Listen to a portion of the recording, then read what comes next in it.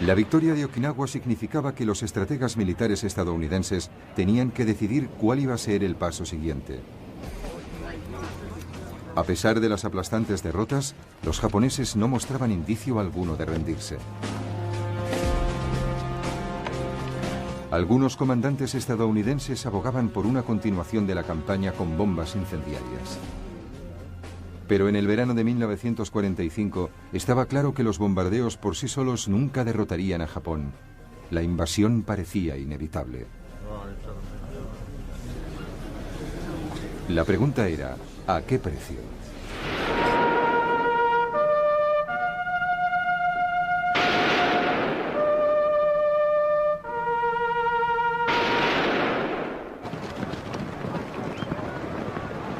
Los japoneses tenían aproximadamente a 1 millón de hombres defendiendo las islas. Les apoyaban unos 5.000 aviones y los pilotos kamikazes eran cada vez más.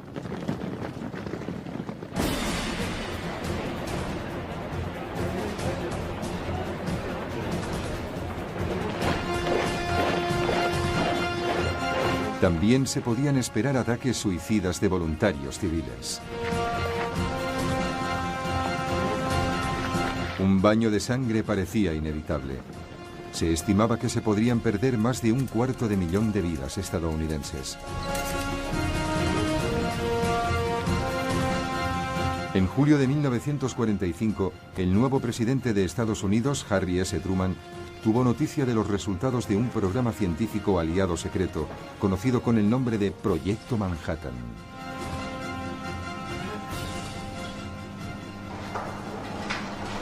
Durante 3 años, un equipo de científicos aliados había estado trabajando en el desarrollo de la bomba atómica, un arma que utilizaba la enorme cantidad de energía liberada por la división del átomo.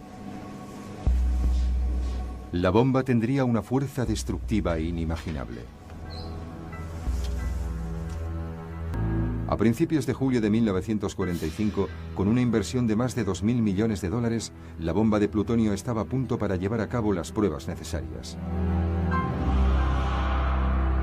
El artefacto fue montado en una torre de acero en el desierto de Nuevo México.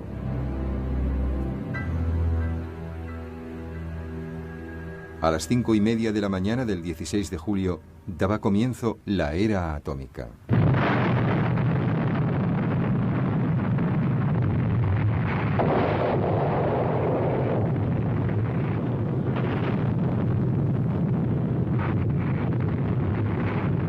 La noticia de que la detonación de la denominada Prueba Trinity había funcionado fue rápidamente transmitida al presidente Truman. Este se encontraba en una conferencia en Potsdam, un barrio residencial a las afueras de Berlín, junto a Stalin y Churchill, para debatir sobre el futuro de Europa. El presidente Truman no dudó ni un instante. Ordenó a sus comandantes que se preparasen para lanzar las nuevas bombas sobre Japón tan pronto como fuera posible.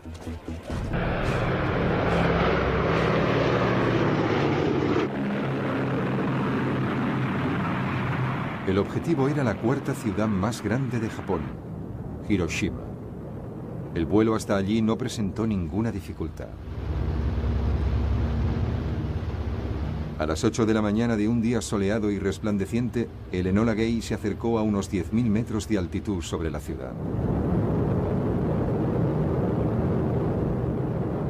Poco después de las 8:15, el bombardero lanzó a Little Boy.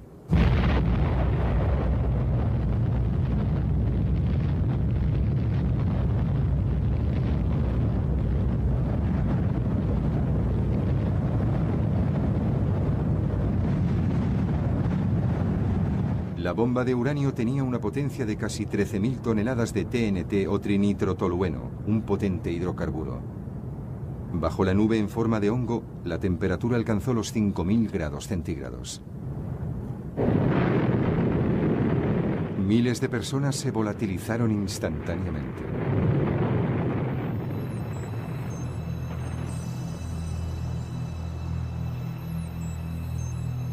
Las ondas de choque arrasaron los edificios en un radio de hasta 8 kilómetros.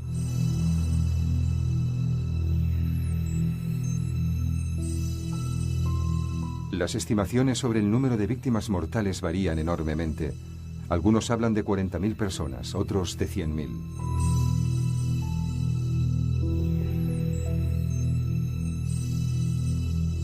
Muchas sufrieron terribles quemaduras y ampollas por todo el cuerpo.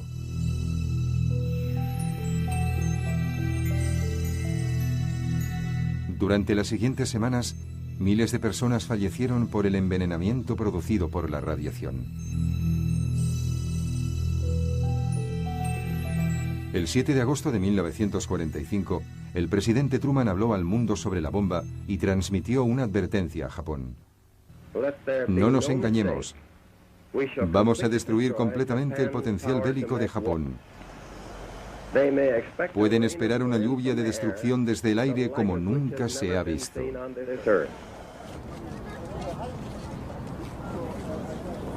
Pero no se recibió ninguna capitulación japonesa. 2 días después, el 9 de agosto, la segunda bomba atómica, Fat Man, era lanzada sobre el puerto militar de Nagasaki.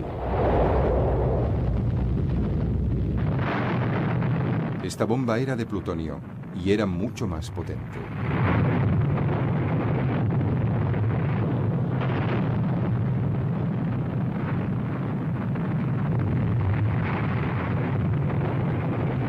De hecho, la bomba cayó lejos del objetivo marcado, pero aún así causó una destrucción enorme.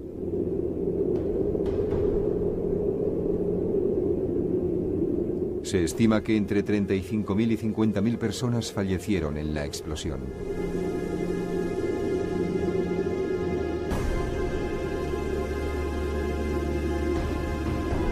Para el gobierno japonés ya no quedaba ninguna duda. Se enfrentaba a un arma nueva y terrible. Pero la pregunta seguía siendo, ¿esta arma le obligaría a rendirse?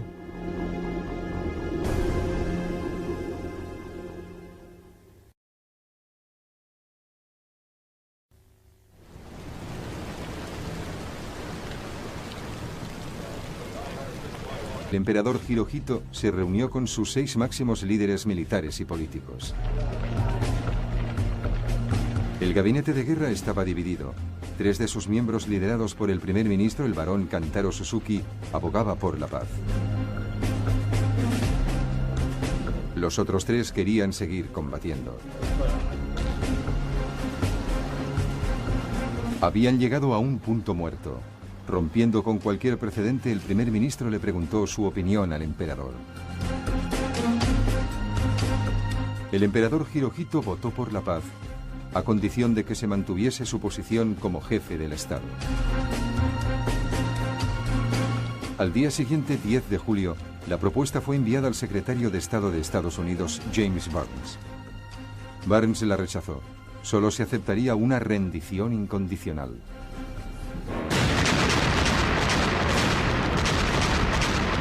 Mientras que los miembros del gabinete de guerra japonés discutían entre sí, las tropas soviéticas seguían lanzándose sobre Mongolia.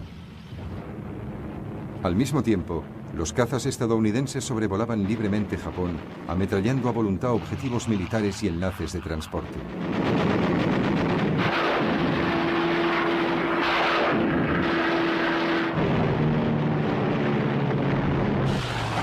Los ataques aéreos generalizados seguían devastando Japón.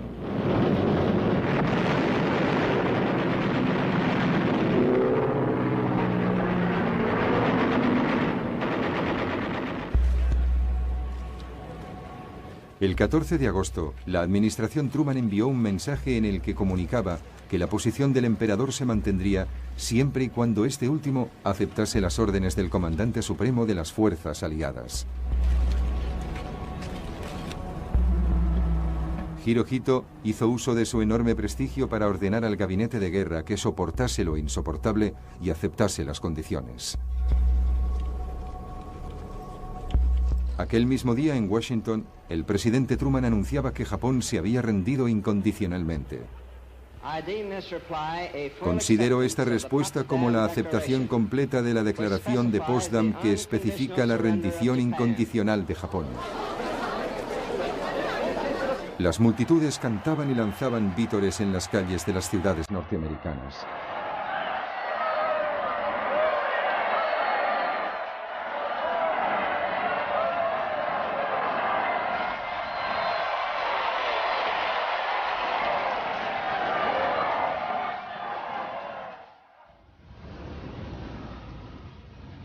En Gran Bretaña era medianoche cuando el nuevo primer ministro Clement Attlee difundió la noticia. Hoy Japón ha capitulado. Nos hemos librado de nuestro último enemigo. El mundo vuelve a estar en paz. Agradezcamos al Señor esta gran liberación y su misericordia. Larga vida al rey. En pocos minutos la multitud invadió las calles de Londres. Muchas personas se reunieron ante el Palacio de Buckingham. En las calles, una fiesta de enormes proporciones se prolongó hasta bien entrada la madrugada.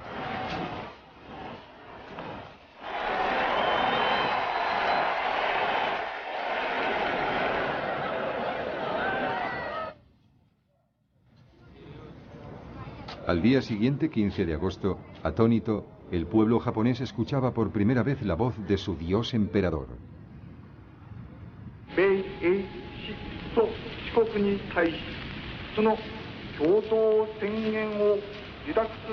Les comunicaba que la situación de Japón se había vuelto insostenible y que el país se veía obligado a capitular.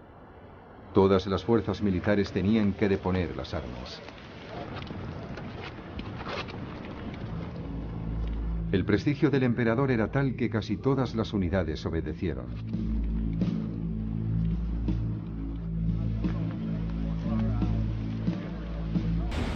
En todo el sureste asiático, en las Filipinas y en muchas islas donde los norteamericanos no habían llegado, fueron necesarias semanas para que la noticia de la rendición alcanzase a las guarniciones aisladas.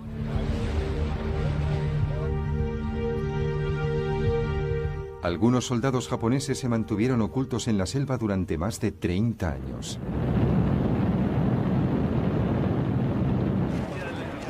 Finalmente, el 28 de agosto de 1945, 2 semanas después de la capitulación, las primeras tropas estadounidenses llegaban a Japón. Una enorme flota estadounidense se reunió en la bahía de Tokio, pasando ante los destrozados navíos de la otrora orgullosa armada japonesa, que los norteamericanos habían destruido de forma tan aplastante.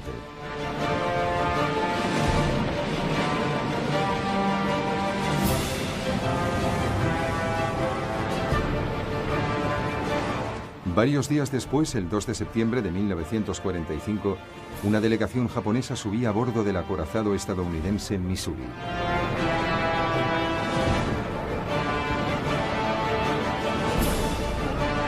En el alcázar del mismo, el nuevo ministro de Asuntos Exteriores japonés, Mamoru Shigemitsu, firmó el documento de la rendición incondicional.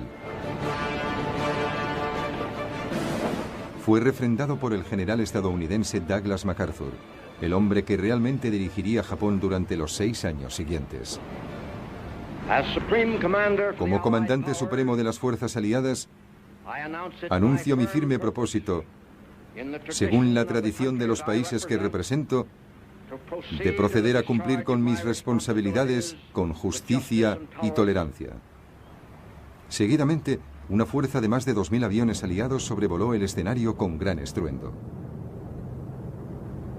Fue un tributo digno de la abrumadora potencia que finalmente había conseguido llevar a Alemania y Japón a la derrota absoluta.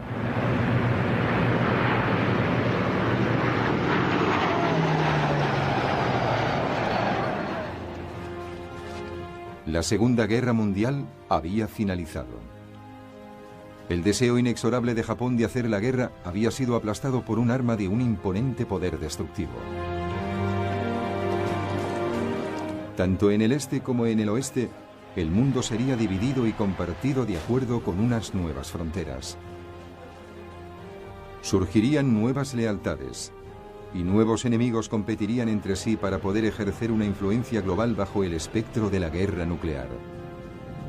Era el comienzo de una nueva era en la historia del mundo.